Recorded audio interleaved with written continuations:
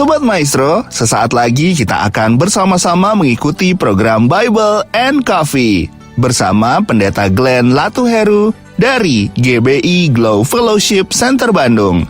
Selamat mendengarkan.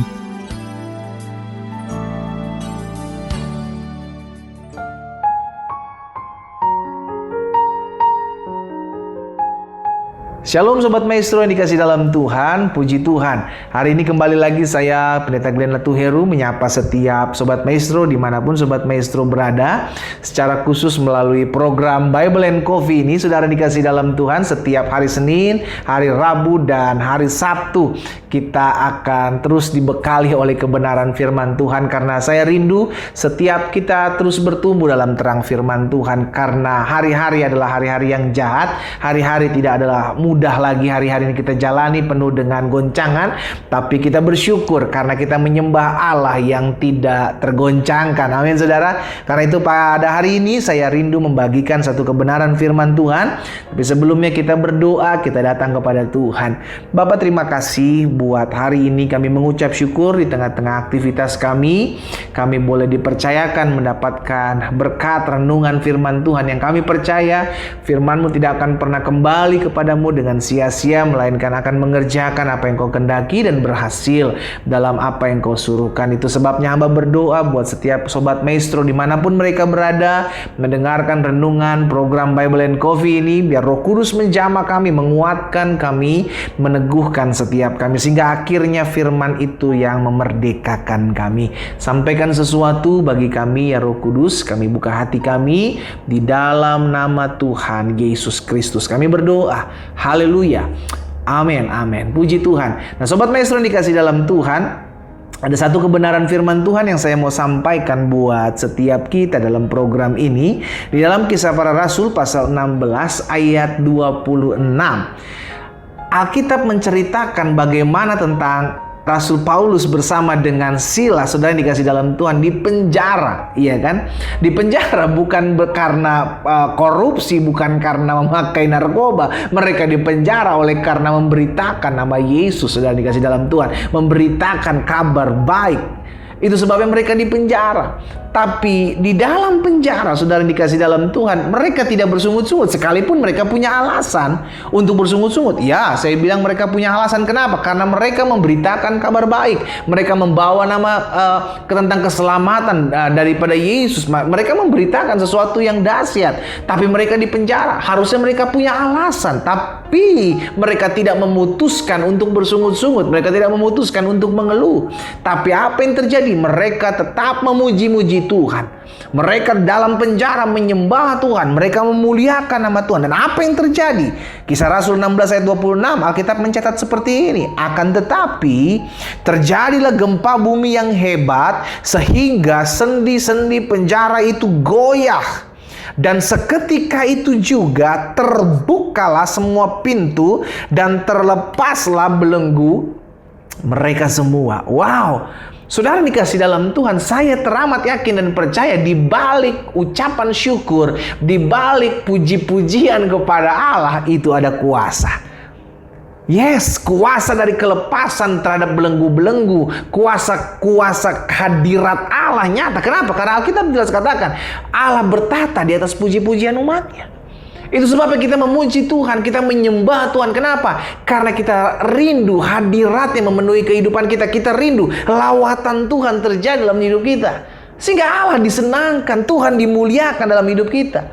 Mereka punya alasan untuk mengeluh, saudara. Mereka punya alasan untuk komplain terhadap Tuhan. Tuhan, kami sudah memberitakan kabar baik. Kami sudah memberitakan tentang Yesus yang membawa keselamatan. Tapi kenapa kami justru di penjara? Ada banyak justru anak-anak Tuhan yang komplain. Sudah melayani Tuhan, sudah beribadah kepada Tuhan, sudah lakukan terbaik dalam pelayanan, tapi masih punya masalah, masih punya pergumulan, sehingga akhirnya komplain. Ini yang saya mau bilang, engkau tidak akan pernah mengalami kelepasan dari belenggu, engkau tidak akan pernah mengalami terobosan. Kenapa? Karena hidupnya penuh dengan persungutan. Tidak ada ucapan syukur yang kita naikkan kepada Tuhan, tidak ada puji-pujian yang kita sembahkan kepada Tuhan. Karena itu yang Tuhan mau.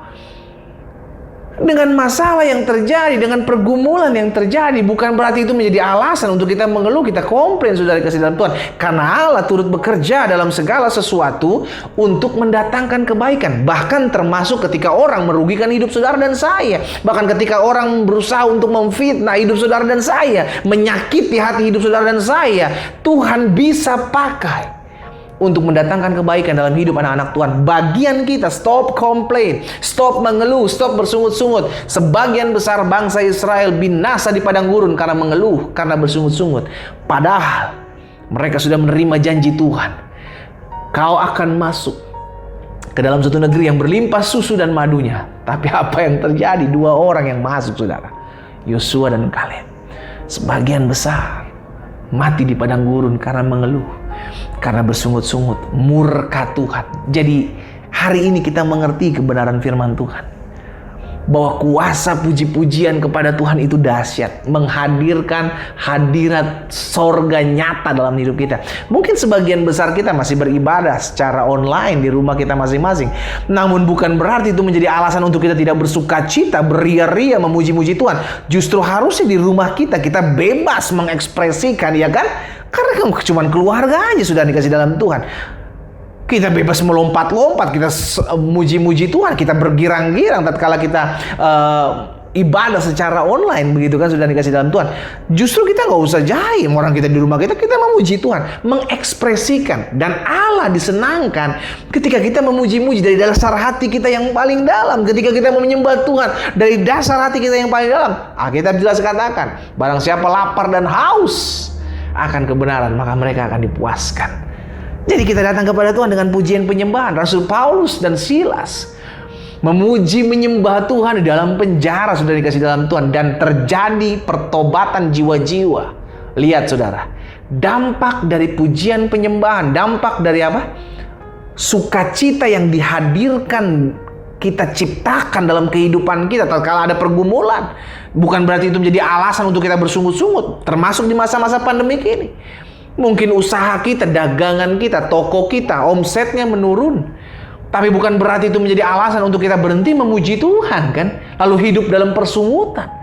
Justru dengan masalah ini, kita belajar bahwa yang Tuhan kehendaki terlalu mudah, saudara. Terlalu mudah untuk Tuhan memulihkan ekonomi kita. Terlalu mudah untuk Tuhan memulihkan pandemi ini. Terlalu mudah untuk Tuhan memulihkan rumah tangga saudara dan saya. Terlalu mudah untuk Tuhan menyembuhkan sakit penyakit kita. Tapi yang Tuhan mau, adakah hati di tengah-tengah masalah pergumulan yang kita hadapi, kita masih tetap memuji Tuhan, masih tetap menyembah Tuhan, masih tetap beria-ria dan memuliakan Tuhan, karena Dia adalah Allah yang bertahta di atas puji-pujian umatnya. Itu yang Tuhan cari.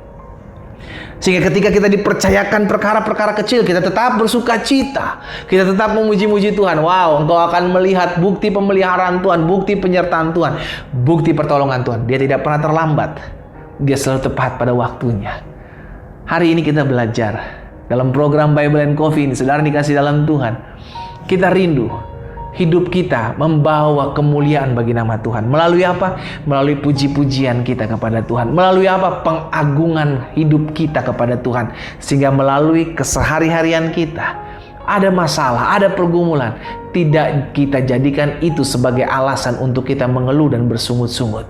Tapi kita pakai setiap permasalahan pergumulan ini untuk tetap terus mencari Tuhan. Bahkan semakin hari, semakin dekat dengan Tuhan. Sehingga hidup kita akan lihat bagaimana Tuhan menopang, Tuhan menyertai, Tuhan membela, dan Tuhan mengubahkan dan membukakan setiap belenggu-belenggu yang masih mengikat hidup kita. Tatkala kita belajar bersyukur, tatkala kita belajar memuji Tuhan di tengah-tengah pergumulan kita. Mari kita berdoa. Kita datang kepada Tuhan. Bapa, terima kasih buat anugerah-Mu. Terima kasih buat kasih setia Tuhan. Terima kasih buat anugerah Tuhan dalam hidup kami. Hari ini kami terus dibekali oleh kebenaran firman Tuhan yang mengingatkan kami bahwa di balik puji-pujian penyembahan kami kepada Tuhan, Allah bertahta di atasnya. Dan ketika Tuhan Engkau bertahta atas puji-pujian kami, ada terobosan yang dahsyat, ada pemulihan yang luar biasa yang akan Allah kerjakan dalam hidup kami. Hamba berdoa buat umat-Mu yang hari-hari ini mungkin masih terikat, masih terbelenggu, dan mereka rindu mengalami pelepasan, mereka rindu mengalami terobosan, mereka rindu melihat terikatan itu terlepas hari ini. Ketika mereka memuji Tuhan, mereka menyembah Tuhan, mereka terlepas dalam nama Yesus. Kuasa-kuasa yang mengikat terbelenggu, lepas dalam nama Yesus. Hari ini kami terima mujizat. Hari ini kami terima kuasa. Hari ini ketika kami memuji, menyembah Tuhan, bahkan kami merenungkan firman Tuhan, kami akan melihat kuasa Allah dinyatakan. Di dalam nama Tuhan Yesus Kristus kami berdoa. Haleluya. Amin, amin.